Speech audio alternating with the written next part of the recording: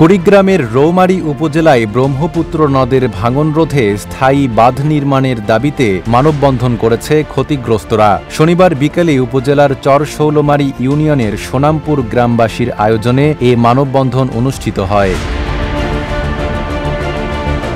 মানববন্ধনে অংশ নেন রৌমারী উপজেলা পরিষদের সাবেক চেয়ারম্যান ইমান আলী, চরশৌলমারী ইউনিয়ন বিএনপির সভাপতি আব্দুস সাত্তার, সাধারণ সম্পাদক নুরুল ইসলাম, ন্যাব ভাসানী জেলা শাখার সভাপতি মেহেরুল্লাহ মুন্সি এবং সোনামপুর উচ্চ বিদ্যালয়ের প্রধান শিক্ষক মমিনুর রহমান মমিন সহ স্থানীয় রাজনৈতিক ও সামাজিক নেতৃবৃন্দ।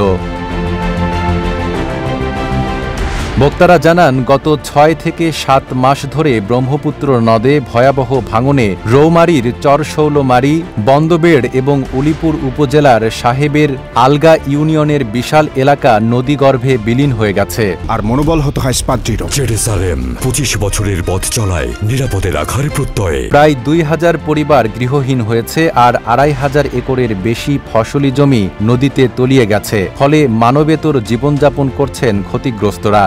স্থলভাগ সম্পূর্ণরূপেই বিনষ্ট হয়ে যাচ্ছে, নদীর গর্ভে তলিয়ে যাচ্ছে।